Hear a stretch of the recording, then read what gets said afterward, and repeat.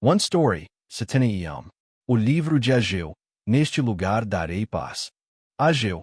Do capítulo 1 ao capítulo 2.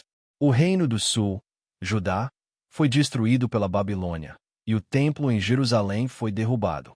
Mas, exatamente como o profeta Jeremias havia profetizado, quando quase 70 anos se passaram desde a primeira deportação para a Babilônia, o rei Ciro, da Pérsia, emitiu um decreto permitindo que o povo judeu retornasse à sua terra e reconstruísse o templo. Liderados por Zorobabel, o primeiro grupo de exilados retornou a Judá.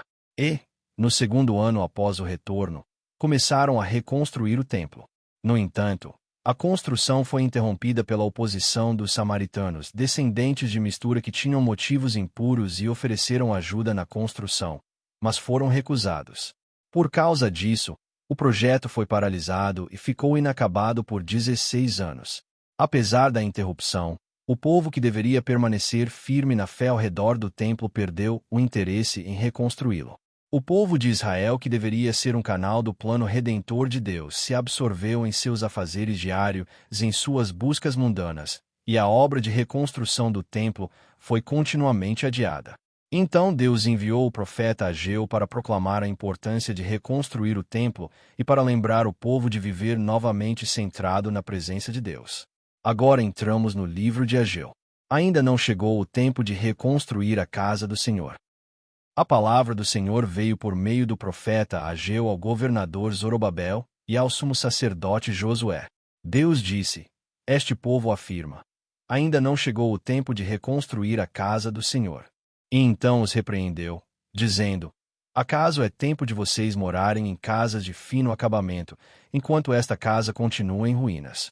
Mesmo depois de Deus já ter movido o coração do rei persa Ciro, como havia sido predito nas Escrituras, e iniciado o processo de retorno e restauração do templo, o povo desistiu do projeto assim que enfrentou resistência. Em vez de dar prioridade ao templo, ocuparam-se com seus próprios interesses.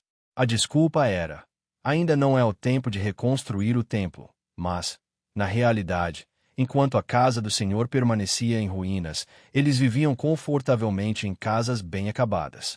Seus corpos tinham voltado do exílio, mas seus corações não. Mesmo tendo feito o esforço de sair da Babilônia e voltar a Jerusalém, dentro da grande jornada da história de Israel, eles continuavam repetindo os altos e baixos do caminho de Jacó. Para verdadeiramente viver como peregrinos a caminho da verdadeira pátria, precisariam passar pela cruz de Jesus Cristo e ser cheios do Espírito Santo. Considerem o seu passado.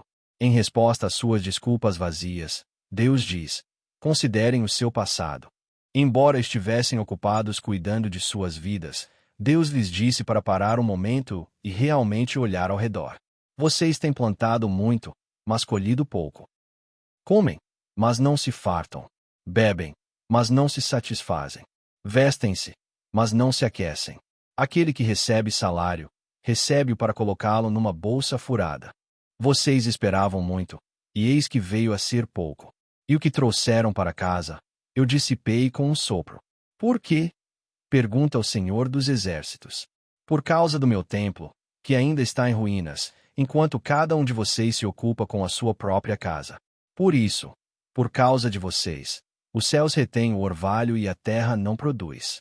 Eu trouxe seca sobre os campos e sobre os montes, sobre o cereal, sobre o vinho novo, sobre o azeite e sobre tudo o que a terra produz, sobre os homens e os rebanhos, e sobre o trabalho das mãos de vocês. Salomão, que viveu uma vida de reviravoltas e glória, certa vez confessou em seu salmo: Se o Senhor não edificar a casa, em vão trabalham os que a edificam. Se o Senhor não guardar a cidade, em vão vigia a sentinela.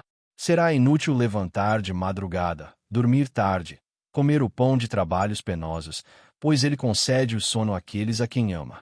Eles já conheciam essas palavras. Mas conhecer a palavra, sem viver a palavra, resulta apenas em conhecimento morto. A palavra se torna vida somente quando é aplicada e experimentada. Eles tinham perdido de vista o motivo pelo qual haviam retornado do exílio e o que eram chamados a fazer. Já tendo experimentado a destruição uma vez, deveriam ter reconhecido os sinais e dificuldades como algo além de simples problemas superficiais. Precisavam perceber que tanto a prosperidade quanto a destruição vinham de Deus. Era hora de parar de viver uma fé condicionada por pessoas ou circunstâncias. Mas sem o poder da cruz e o enchimento do Espírito Santo, isso não era possível. Por isso, novamente, o Senhor dos Exércitos diz: considerem o seu passado, para que eu me agrade dela e seja glorificado. Deus diz: subam ao monte, tragam madeira e construam o meu templo, para que eu me agrade dele e seja glorificado. O que Deus deseja não é um templo adornado de ouro, prata e pedras preciosas, o templo mais belo já visto no mundo. Esse templo já havia sido destruído. O que Deus quer evitar é um povo que veja apenas a beleza visível do culto, mas perca o Deus que habita no templo. Mesmo que seja um templo de madeira, se for construído por amor a Deus e com as prioridades certas, então Deus diz que habitará ali. Ele se agradará e será glorificado. É por isso que o esplêndido templo de Salomão foi destruído. E o templo de Zorobabel, que tinha ficado inacabado, também seria mais tarde derrubado. Mais adiante, o rei Herodes reconstruiria o templo para ganhar o favor dos judeus, mas mesmo esse templo não era o que Deus desejava. O templo que Deus realmente deseja, aquele através do qual ele receberá glória, é o templo feito por meio de Jesus Cristo, o povo de Deus, completo pelo Espírito Santo.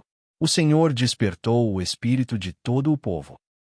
Depois que a palavra do Senhor foi novamente proclamada, Zorobabel, o governador, Josué, o sumo sacerdote e todo o remanescente do povo ouviram a voz do Senhor, o seu Deus, e as palavras do profeta Ageu, a quem o Senhor tinha enviado. E eles temeram o Senhor. Então, por meio do profeta Ageu, Deus disse: eu estou com vocês. O Senhor despertou o espírito de Zorobabel, o governador, o espírito de Josué, o sumo sacerdote, e o espírito de todo o remanescente do povo. Eles vieram e retomaram o trabalho na casa do Senhor, o seu Deus. Isso aconteceu no 24º dia do 6º mês, no 2º ano do reinado do rei Dário. A construção do templo havia sido interrompida por 16 anos, depois de ter começado 2 anos antes. Mas a reconstrução do templo nunca foi apenas sobre erguer uma estrutura física. Era um ato de fé, restaurando Deus ao centro da vida deles. Usar materiais melhores seria bom, mas mais importante do que os materiais era a prioridade e o foco da adoração. Os exilados que tinham retornado continuavam dizendo: ainda não chegou o tempo. Mas agora Deus havia despertado seus corações através das palavras do profeta Ageu. O Senhor havia tomado a liderança. Deus havia derramado o poder do Espírito sobre os seus corações. E depois disso, eles concluíram o templo 4 anos mais tarde. No total, a reconstrução levou 22 anos.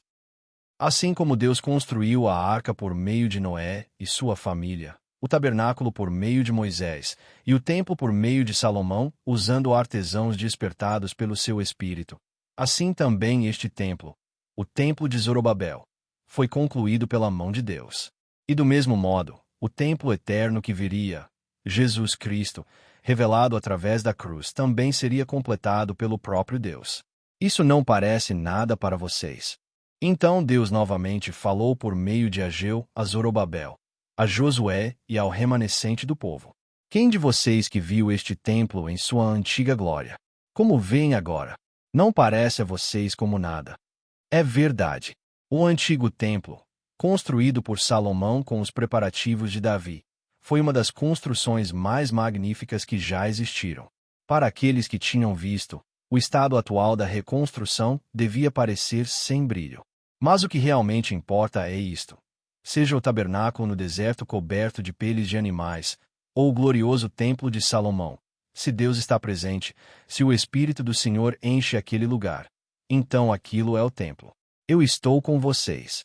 Por isso o Senhor imediatamente diz: eu estou com vocês. Se Deus está com você, até o Egito se torna um campo de batalha, e o deserto ou Canaã se torna um céu. Mas se Deus não está com você, então Egito, deserto ou Canaã são apenas diferentes cantos do mesmo mundo. Deus diz que está com eles.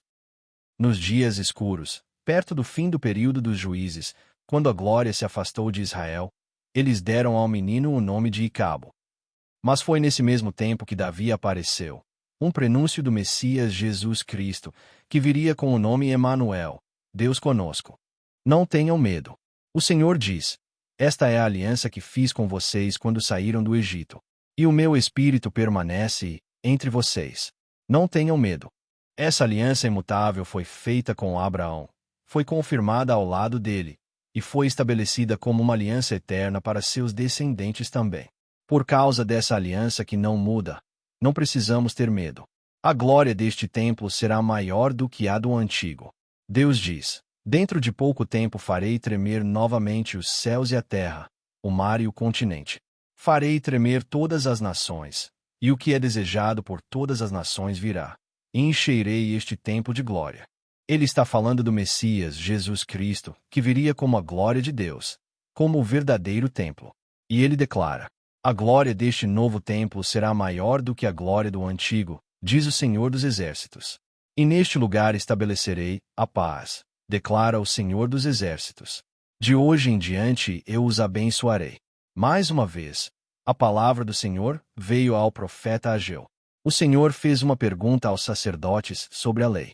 Se alguém levar carne consagrada na dobra da sua roupa, e essa dobra tocar em algum pão ou ensopado, em algum vinho, azeite ou outro alimento, isso se tornará consagrado. Os sacerdotes responderam: não. Então ele perguntou: se alguém que esteja impuro por ter tocado em um cadáver tocar em alguma dessas coisas, isso se tornará impuro? Os sacerdotes responderam: sim, ficará impuro. O Senhor, então, disse: assim é com este povo e com esta nação diante de mim, declara o Senhor. Tudo o que fazem e tudo o que oferecem ali é impuro. Em outras palavras, eles não tinham adorado em espírito e em verdade, mas com corações descuidados. Deus disse: reflitam bem sobre como as coisas eram antes de se colocar pedra sobre pedra no templo do Senhor. Ele os lembrou do tempo em que o templo havia sido completamente destruído pelo exército babilônico. Naquele tempo, havia pouca comida, e Deus havia enviado pragas, mofo e granizo, mas eles não se voltaram para ele. Então o Senhor disse: de hoje em diante, do 24º dia do 9º mês, do dia em que foi lançada a fundação do templo do Senhor, reflitam bem. Ainda há semente no celeiro. De hoje em diante, eu os abençoarei. Eu escolhi você. Mais uma vez, a palavra do Senhor veio a Ageu. Deus lhe disse para falar a Zorobabel, o governador de Judá: estou para abalar os céus e a terra. Derrubarei tronos e destruirei o poder dos reinos estrangeiros. Virarei os carros de guerra e seus condutores. Os cavalos e seus cavaleiros cairão, cada um pela espada do seu irmão. Naquele dia, declara o Senhor dos Exércitos, eu o tomarei, meu servo Zorobabel, filho de Sealtiel, declara o Senhor, e farei de você como um anel de selar, porque eu o escolhi, declara o Senhor dos Exércitos. Naquele dia, o dia do Senhor, ele abalará os céus e a terra, derrubará tronos e quebrará a força das nações. E ele chama Zorobabel de meu servo e diz: eu farei de você como um anel de selar, porque ele o escolheu. Deus está apontando para Jesus Cristo, aquele que seria o servo escolhido de Deus, selado pelo poder da cruz, cumprindo a aliança. A história do zelo de Deus pelo seu templo, a história de Jesus Cristo, que viria como esse próprio templo, continua.